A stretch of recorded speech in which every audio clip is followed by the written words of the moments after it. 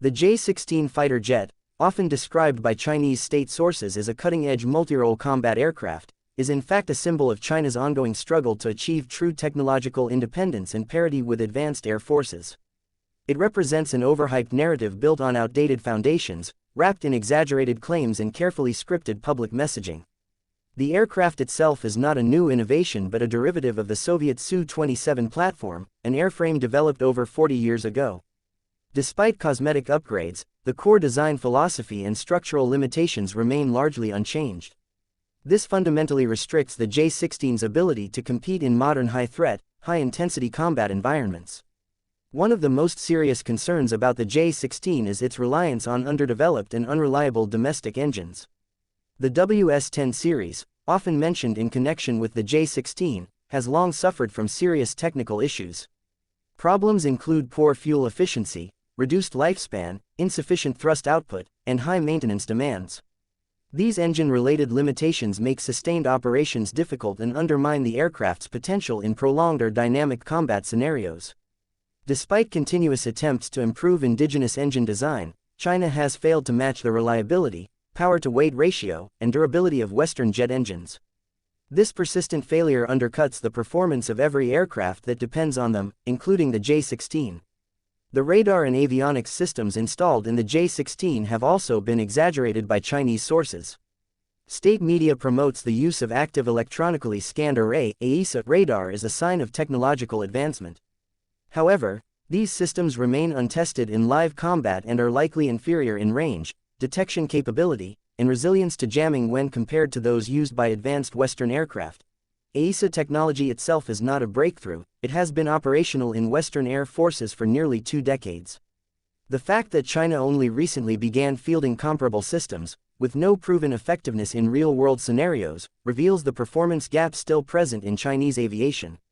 Electronic warfare capabilities are another key area where claims far exceed credible reality. The J-16D variant is said to have advanced jamming and suppression abilities, similar to those found in American platforms like the EA-18G Growler. But there is no data, operational record, or even simulated evidence to prove these capabilities are functional, let alone effective. In modern warfare, electronic warfare is essential for survivability and dominance, and unproven or untested systems pose enormous risk. Without actual demonstration against contemporary threats, the value of these systems is theoretical at best. The lack of combat history is a glaring hole in the J-16's credibility. It has never participated in real air combat or been tested in environments where it faces actual threats, complex air defense systems, or contested electromagnetic conditions. Without real operational experience, it is impossible to evaluate its survivability, situational awareness, or mission success rate under pressure.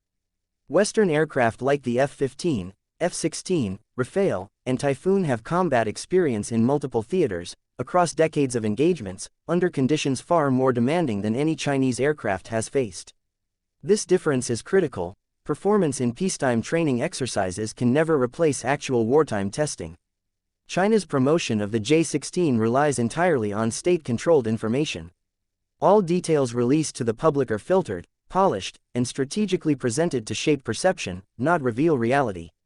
There is no independent press coverage, no open-source technical audits, and no performance benchmarks released by objective observers. Failures, accidents, and technical problems are never disclosed. Only success stories, carefully curated to support political messaging, are shared. This makes it impossible to trust any performance-related data provided by Chinese sources. Structurally, the J-16 is a heavy, non-stealthy airframe. It lacks the low observability characteristics that define fifth-generation fighters and remains vulnerable to long-range detection and radar-guided weapons. Its maneuverability is also limited compared to more agile designs developed by Western nations.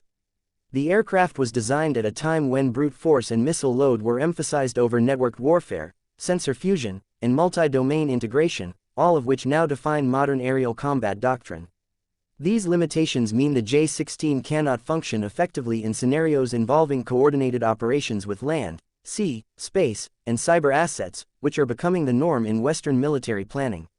Despite being described as a multirole aircraft, the J-16's effectiveness across mission profiles, air superiority, ground strike, and electronic warfare is highly questionable.